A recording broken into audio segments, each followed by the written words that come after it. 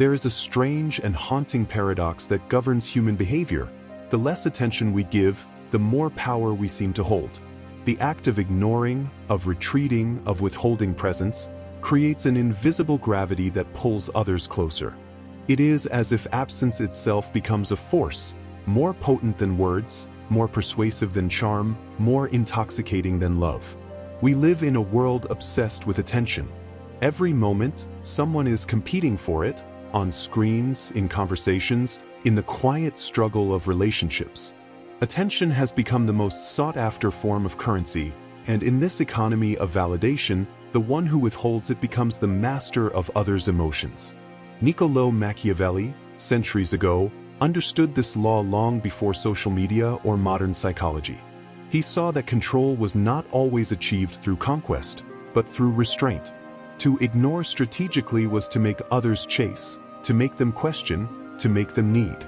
The clever ruler, Machiavelli believed, does not flood his subjects with presents. He appears sparingly, making every appearance feel like a privilege. This principle extends far beyond the throne room. It governs friendships, love affairs, and even digital interactions. The unresponsive friend becomes more intriguing. The silent lover becomes more desirable. The distant leader becomes more respected. Our minds are wired to assign higher value to what is rare, to what cannot be easily attained. This is the psychology of scarcity. When something becomes less available, it becomes infinitely more desirable. Yet this is not just about manipulation. It reveals something profound about human nature itself, that our desires are rarely driven by abundance, but by absence. We don't crave what is constant, we crave what feels elusive. And when someone withdraws their attention, they awaken an ancient hunger, the need to be seen, to be acknowledged, to matter. In an age where validation is measured by likes, followers, and replies, the act of ignoring has become revolutionary. It disrupts the flow of dependency that modern society thrives on. It creates imbalance, and in that imbalance, power emerges. The silent one, the distant one, the one who does not react, becomes the center of psychological gravity. Silence becomes language. Distance becomes a lure. And every unanswered message becomes an echo that grows louder inside the mind of the one who waits. In the end, it is not noise that captures devotion, but mystery. It is not presence that builds power, but absence. Attention is the currency of the modern age, and those who control its flow control human behavior. Niccolò Machiavelli was not merely a political thinker. He was a surgeon of the human psyche. He dissected power not as an idealist, but as a realist who understood one truth. Human beings are not driven by loyalty or morality, they are driven by desire. In The Prince, he revealed a principle that most people still fail to comprehend. To control others, one must first understand what they crave, and then deny it just enough to keep them wanting more. Machiavelli observed that people's devotion to a leader, a cause, or even another person was rarely grounded in love. It was born out of fascination, that magnetic tension between presence and absence, reward and denial. He understood that the human mind does not worship abundance, it worships scarcity. What we cannot easily obtain captures our imagination far more than what is freely given. In his era, kings and rulers maintained their aura not through endless appearances or generosity, but through distance. They knew that familiarity breeds contempt, and scarcity breeds reverence. A ruler who is seen too often loses his mystique. But the one who remains just out of reach, who appears unpredictably and speaks rarely, becomes a legend. This principle of restraint did not die with monarchs. It evolved into the very psychology that governs modern society. From marketing to relationships, from politics to social media, Machiavelli's ghost still whispers through the algorithms. The human mind, wired for pattern seeking, becomes enslaved by uncertainty. When rewards are predictable, interest fades. But when they are intermittent, when approval, affection, or validation arrives unpredictably, the brain becomes addicted. Psychologists later gave this mechanism a name: intermittent reinforcement. It's the same principle behind gambling, social media likes, and toxic relationships. When a slot machine rewards unpredictably, the uncertainty itself becomes the hook. When a lover withdraws affection without warning, the silence becomes an obsession. And when a celebrity vanishes from public sight at their peak, the mystery turns into myth. Machiavelli understood this centuries before behavioral psychology was born. He saw that true power lies not in satisfying desire, but in shaping it, not in giving people what they want, but in controlling when and how much they receive it.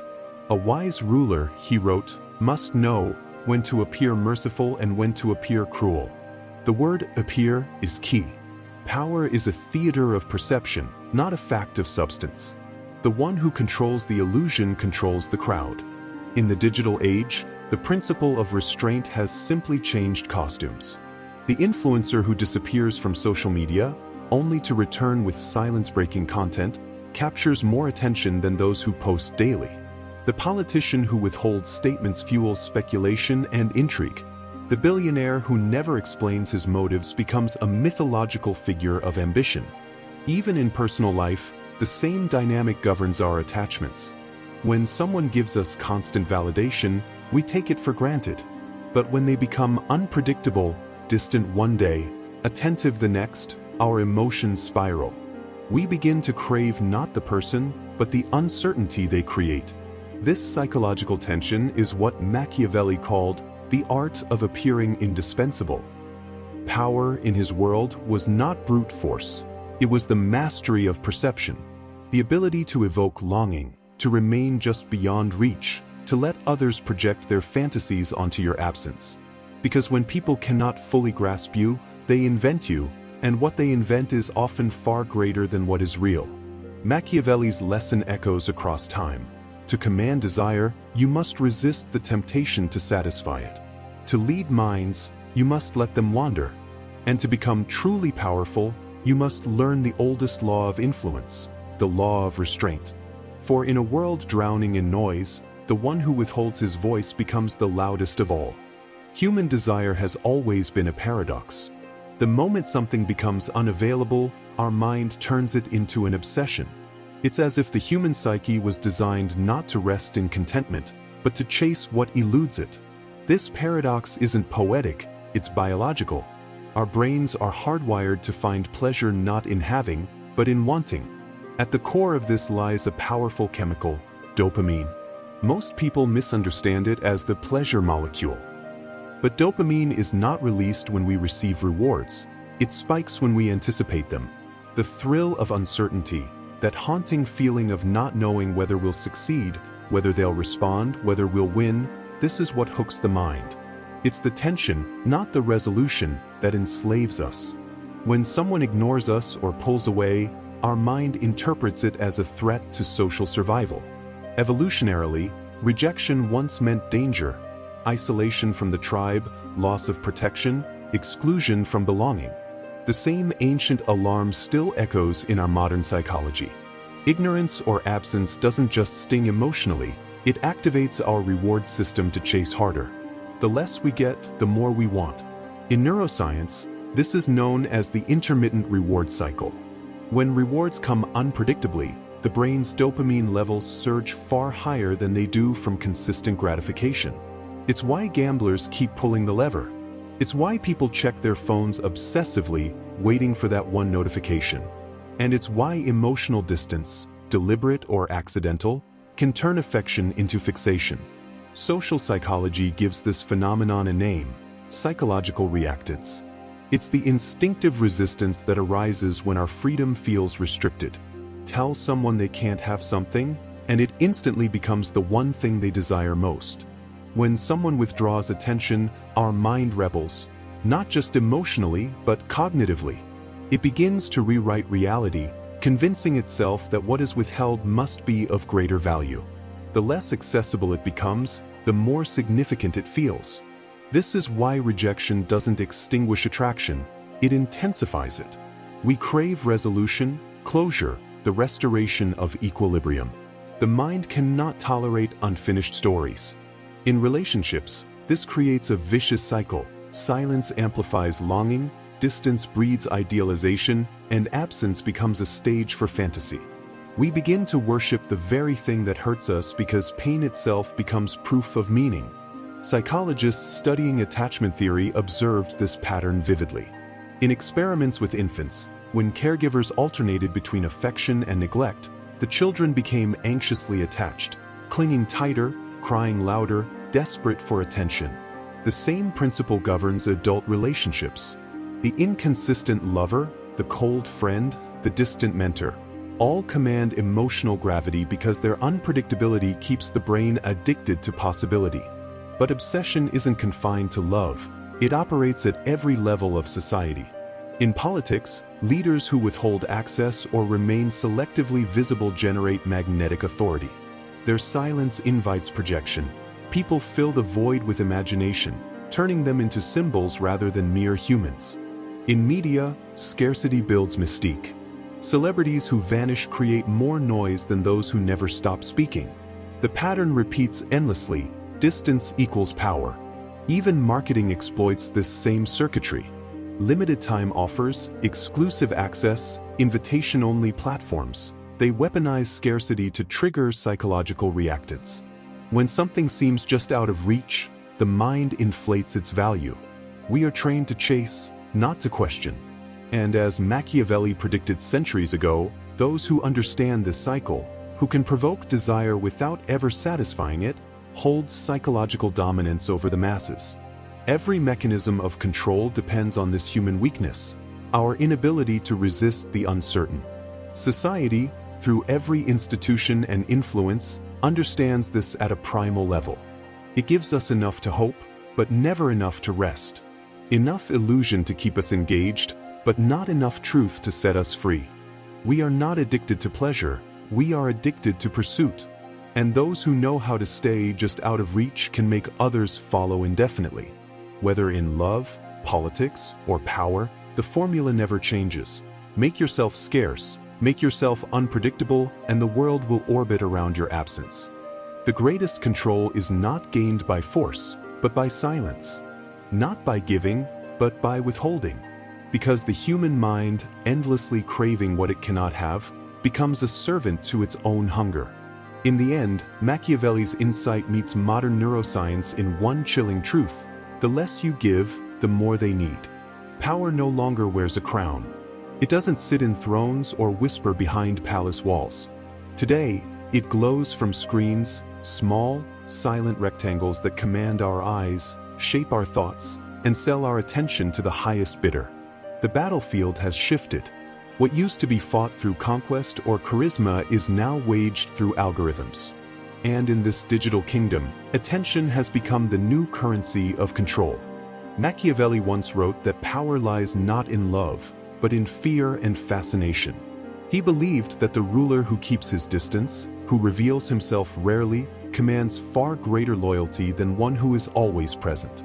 5 centuries later, the same principle governs social media, a place where scarcity, mystery, and selective presence determine influence. The people who dominate this landscape are not those who speak the most, but those who know when to stay silent. In the digital age, visibility creates illusion. Every like, every view, every follower feeds into the grand deception that attention equals worth. Yet, behind the scenes, this validation is orchestrated, not earned.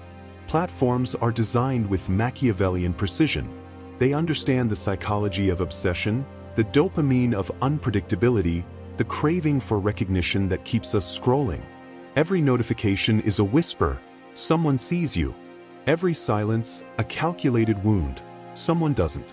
Algorithms act as modern princes, invisible rulers that dictate who gets noticed and who fades into obscurity. They reward controversy over truth, noise over nuance. They manipulate attention by exploiting our most primitive fears, the fear of being unseen, unheard, irrelevant. And just as Machiavelli warned rulers to appear virtuous while being ruthless, these systems pretend to connect us while quietly feeding on our insecurities. In this world, scarcity is still the ultimate weapon. The influencer who rarely posts, the celebrity who disappears for months, the brand that makes itself unattainable, all command higher value because they understand the psychology of absence. The less available they are, the more they are desired. The constant chasers of attention, those who post endlessly, who beg for validation, become trapped in the lower ranks of digital hierarchy. Their abundance breeds indifference. Their need destroys their power. The illusion is complete when people begin to equate visibility with existence. If I am not seen, I am not real. This quiet belief has become the religion of the modern age. Every post, every story, every selfie becomes a desperate attempt to prove being. But the paradox is cruel. The more we seek attention, the more we surrender it to those who control its flow.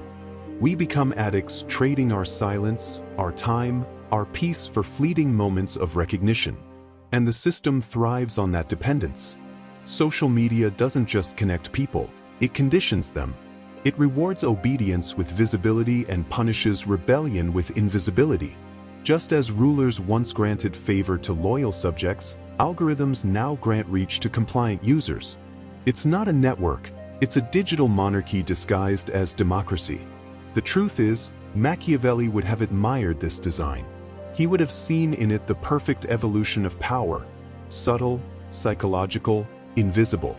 He who appears rare becomes indispensable. This was his law of influence. And in the age of endless exposure, rarity has become rebellion. To withdraw, to be selective, to remain silent in a world of noise, that is the new form of strength. Attention has always been control. What has changed is the medium. The same human instincts that once built empires now build algorithms. The same hunger for recognition that once crowned kings now fuels engagement rates. The faces have changed, the thrones are digital, but the strategy is timeless. Manipulate desire, control attention, and rule without ever appearing to rule. In this new order, power belongs not to those who are most seen, but to those who can make others crave their presence and feel lost in their absence. Power, in its most refined form, rarely shouts. It whispers through calmness. It wins through patience. The most dangerous person in any room is not the one who reacts, but the one who remains unmoved, the one whose silence unsettles others, whose restraint forces everyone else to reveal themselves first.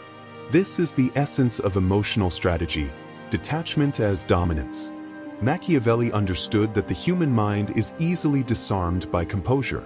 He wrote that a ruler must never allow his emotions to dictate his actions, for in moments of passion, the illusion of control is lost. The one who reacts first, loses first.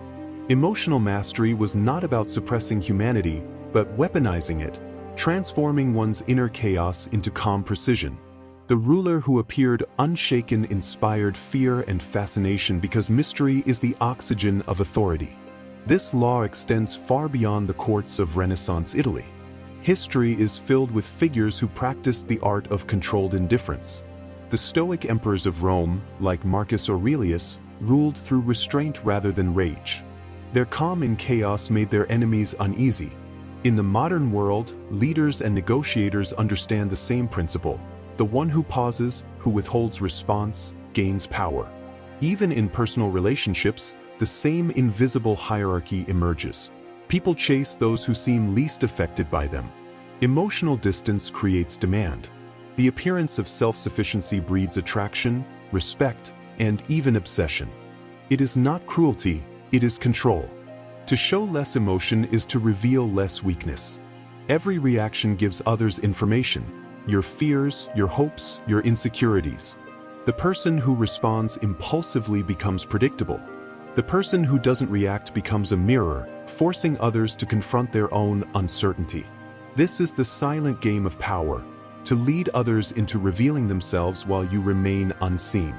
Modern psychology echoes this truth. Emotional regulation is a form of intelligence, the ability to feel deeply yet act deliberately. Those who can master their impulses operate from strength, not need. In relationships, this is seen as the law of emotional gravity. People are drawn toward those who appear grounded. In politics, it is the Stoic mask of diplomacy: every smile calculated, every silence deliberate. The powerful understand that emotion must be managed like currency, spent sparingly, invested wisely. Machiavelli phrased it simply: he who conquers his own impulses commands others. True dominance is not the control of others' emotions, but the control of one's own. Yet, this control comes at a cost. To stay detached, one must build walls. And over time, those walls begin to isolate.